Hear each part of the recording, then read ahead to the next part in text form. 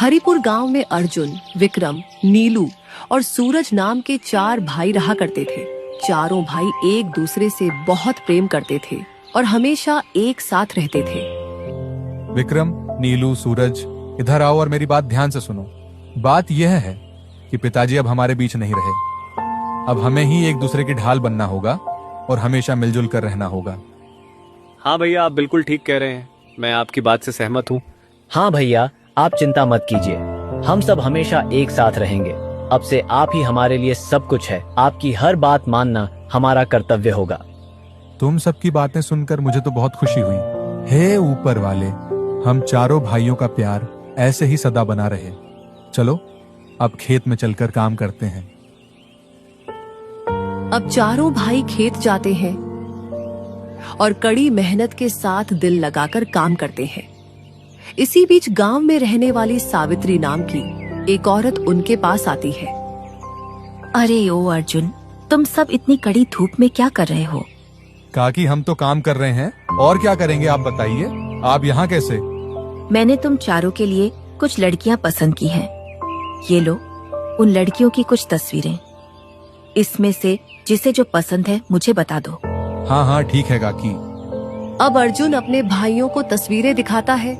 चारों भाइयों को एक ही लड़की पसंद आती है। काकी, हम चारों भाइयों को तो एक ही लड़की पसंद है। अच्छा, यह तो नंदिनी है। अगर तुम चारों इसी से शादी करना चाहते हो तो मैं इसके माता पिता से तुम सबके रिश्ते की बात करती हूँ। काकी, क्या ऐसा संभव है? हम चारों भाई एक ही लड़की से शादी कर सकते हैं? हाँ, क्यों नहीं। आखिर द्रौपदी के भी तो 5 पति थे, तुम लोग तो फिर भी 4 हो। इतना कहकर सावित्री वहाँ से चली जाती है। अगले दिन सावित्री उन चारों भाइयों के घर पहुँचती है। अर्जुन, विक्रम, नीलू, सूरज, जल्दी से बाहर आओ। तुम लोगों के लिए एक बहुत बड़ी खुशखबरी है।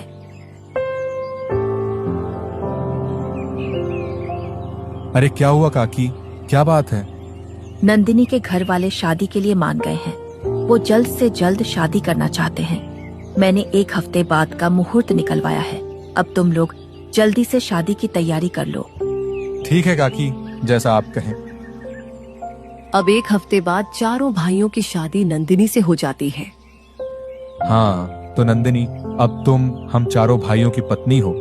हम चारों भाई वचन देते हैं कि तुम्हें कभी कोई कष्ट नहीं पहुंचने देंगे। हम तुम्हें हर वो सुख देंगे जिसकी तुम हकदार हो। हाँ बिल्कुल, भैया ठीक कह रहे हैं। तुम्हें कभी किसी भी चीज की जरूरत हो तो हम चारों में से किसी से भी बेझिझक कह सकती हो। आप चारों ने मुझे अपनी पत्नी स्वीकार किया, ये मेरे लिए सौभाग्य की बात है। मैं भी वचन देती हूँ कि एक पत्नी के रूप में, एक बहू के रूप में और एक बेटी के रूप में इस घर की मर्यादा बनाए रखूंगी। अब नंदिनी चारों भाइयों के साथ खुशी खुशी रहने लगती है। कुछ महीने गुजरते जाते हैं। एक दिन नंदिनी खेत जाती है। अजी सुनिए, मैं आपके लिए खाना लेकर आई हूँ। अरे तुमने यहाँ आने का कष्ट क्यों किया? मेरे कारण तुम्हें इतनी दूर चलकर आना पड़ा। अरे प्राणनाथ, आपकी सेवा करना तो मेरा कर्तव्य है। मेरे होते हुए आप भूखे पेट काम करें, ऐसा मैं कभी होने नहीं दूंगी। अब नंदिनी सूरज को खाना खिलाकर वापस घर लौट आती है।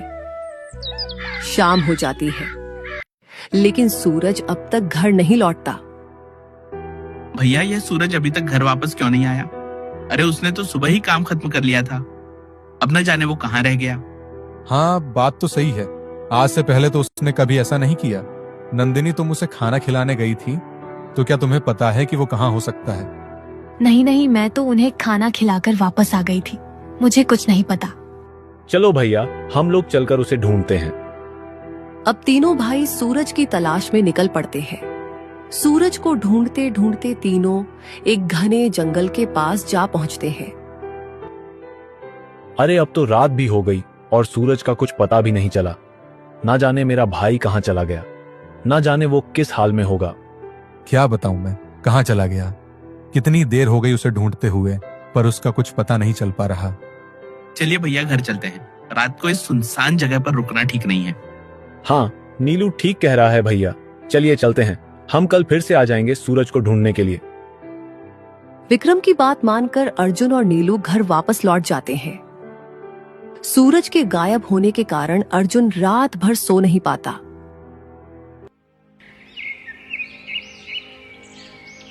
नीलू सुनो, तुम नंदिनी के पास रुको और मैं और विक्रम सूरज को ढूंढने जाते हैं, ठीक है? भैया मैं भी आपके साथ चलता हूँ। बिल्कुल नहीं नीलू, हमें ना जाने कितना समय लग जाए आने में, और यहाँ घर पे नंदिनी अकेली भी तो है, उसके साथ भी किसी एक का रहना जरूरी है, समझ गए? हाँ ठीक है भैया, जैसा आप कहें। अब अर्जुन और विक्रम सूरज को ढूंढने चले जाते हैं। इधर नंदिनी नीलू के साथ घर पर होती है।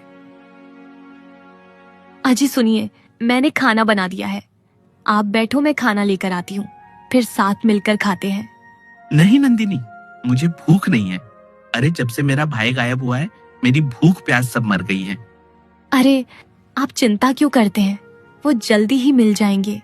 ऐसे भूखे रहने से तो वो मिलेंगे नहीं। चलिए खाना खा लीजिए, वरना मैं भी नहीं खाऊंगी। अच्छा ठीक है, मेरे कारण तुम भूखी रहो, ऐसा कैसे हो सकता है? चलो खाना खाते हैं। नीलू यह कहकर अब खाना खाने लगता है। इधर अर्जुन और विक्रम सूरज को ढूंढते हुए कभी नदी किनारे तो कभी पहाड़ों की तरफ भटकते हैं, लेकिन उनको आज भी सूरज का कुछ पता नहीं चलता। ये सूरज आखिरकार बिना बताए जा कहाँ सकता है? उसने पहले तो कभी ऐसा नहीं किया, समझ नहीं आता, कहीं वो किसी खतरे में तो नहीं है। भैया सुनिए सुनिए, क्या आपको कुछ सुनाई दे रहा है? जैसे कोई मंत्र पढ़ रहा हो। हाँ, लेकिन इस घने जंगल में कौन हो सकता है? चलो चलकर देखते हैं, क्या पता वहां सूरज हो।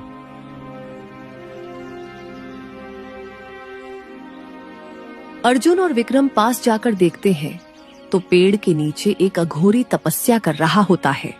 भैया ये तो कोई अघोरी लगता है। हाँ विक्रम, हमें यहाँ ज्यादा देर तक नहीं रुकना चाहिए। अगर कहीं हमारी वजह से इनकी तपस्या भंग हो गई तो कहीं ये हमें श्राप ना दे दे। चलो यहाँ से चलते हैं। अर्जुन और विक्रम जैसे ही वापसी के लिए अपने कदम बढ़ाते हैं, उनके कदमों की आहट से अघोरी की आंख खुल जाती है। रुक जाओ, तुम दोनों यहाँ इस जंगल में क्यों भटक रहे हो? क्या तुम लोगों को कोई परेशानी है? अर्जुन अघोरी को सारी बात बताता है। तुम्हारा भाई कहीं गया नहीं, बल्कि उसे कैद किया गया है। कैद किया है? पर अघोरी महाराज ऐसा कौन कर सकता है? हमारी तो किसी से दुश्मनी भी नहीं है। यह काम किसी और का नहीं, बल्कि तुम्हारी पत्नी का है। क्या? ये आप क्या कह रहे हैं अघोरी महाराज? भला वो ऐसा क्यों करेगी? क्योंकि वो कोई इंसान नहीं, बल्कि एक चुड़ैल है, और वो आने वाले पूर्णिमा में इंसानों को खाकर अपनी भूख मिटाती है। अर्जुन और विक्रम ये सब सुनकर दंग रह जाते हैं। तो अघोरी महाराज, अब हम क्या करें? हम उस चुड़ैल से कैसे निपटें? हमारा एक और भाई उसके साथ घर पे है। चिंता मत करो, तुम्हारे भाइयों को कुछ नहीं होगा। आओ मेरे साथ आओ। अब अर्जुन और विक्रम दोनों अघोरी के पीछे जाते हैं। बस तुम दोनों यहीं रुको। खुल जा सिमसिम, खुल जा सिमसिम। अघोरी के इतना कहते ही पास के पेड़ में एक दरवाजा खुलता है और उसमें से आवाज आती है। कहो, क्या मदद चाहिए? कहो अर्जुन कि तुम्हें उस चुड़ैल को मारने का हथियार चाहिए। हमें उस चुड़ैल को मारने का हथियार चाहिए। चुड़ैल को केवल जादुई शस्त्र से मारा जा सकता है। अगर तुम्हें वो जादुई शस्त्र चाहिए तो मेरे एक सवाल का जवाब देना होगा। ठीक है, मैं तैयार हूँ, पूछो जो पूछना है। तो बताओ, ऐसी कौन सी चीज है जो बिना किसी शस्त्र के लोगों के दिल पर वार कर सकती है? जुबान से निकले कड़वे बोल लोगों के दिल पर वार करते हैं। हाँ, सही जवाब।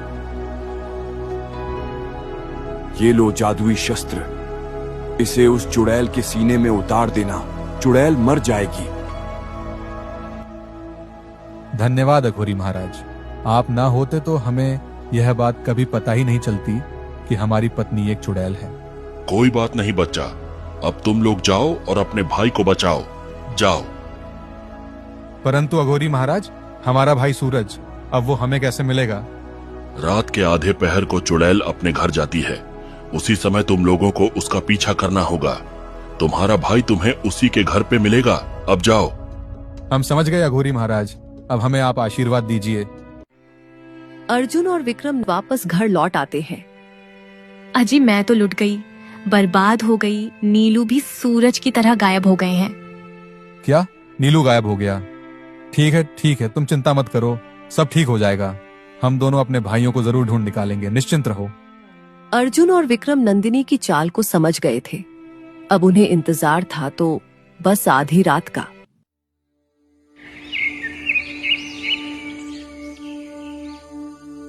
भैया भैया उठिए, रात की आधी पहर हो गई है।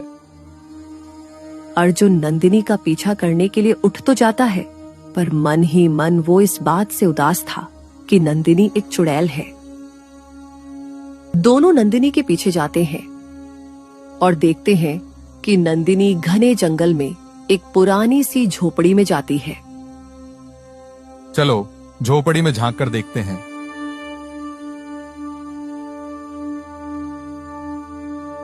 जैसे ही दोनों झोपड़ी में झांक कर देखते हैं तो नंदिनी का असली रूप उन्हें नजर आता है।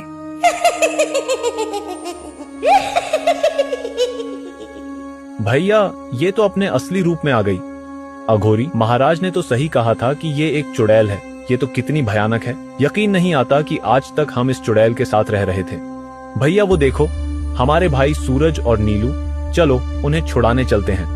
अब दोनों भाई झोपड़ी के अंदर जाते हैं। तुम दोनों यहाँ कैसे आए?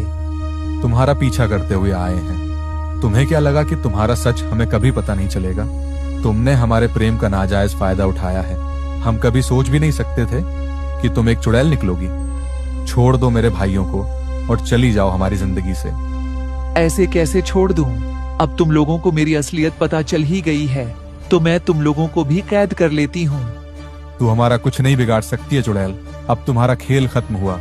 अब तुम्हारा अंतिम समय आ गया है। तुम मामूली इंसान मेरा कुछ नहीं बिगाड़ सकते। चुड़ैल यह कहकर अब अर्जुन पर अपनी शक्तियों से वार करने लगती है। अर्जुन चुड़ैल के वार से बचते हुए उसके पास जाता है। भैया ये लो जादुई शस्त्र और मार दो इस चुड़ैल को। अर्जुन बिना देरी किए जादुई शस्त्र चुड़ैल के सीने में उतार देता है। शस्त्र लगने से चुड़ैल तुरंत मर जाती है। चुड़ैल के मरते ही सूरज और नीलू दोनों आजाद हो जाते हैं। भैया मुझे खुशी है कि मुझे आप लोगों जैसे इतने चाहने वाले भाई मिले। अगर आप दोनों ना होते तो हमारा क्या होता। हाँ भैया, इस चुड़ैल ने तो हम चारों को बेवकूफ बना रखा था। हमने कभी सोचा भी नहीं था कि इतनी सुंदर लड़की एक चुड़ैल भी हो सकती है। बस शांत हो जाओ और पिछली बातों को भूल जाओ। ये सोचो कि कभी हमारी शादी हुई ही नहीं थी, क्योंकि बुरी चीजें जितनी जल्दी भुला दी जाए उतना अच्छा होता है। अब चारों भाई हंसी खुशी फिर से एक साथ रहने लगते हैं। किसी भी नए रिश्ते में जुड़ने से पहले उसके बारे में अच्छे से जांच पड़ताल जरूर कर लेनी चाहिए, नहीं तो वो अनजान रिश्ता बाद में हमारे लिए खतरा भी बन सकता है। जिस तरह नंदिनी उन चारों के लिए बाद में खतरा बन जाती है।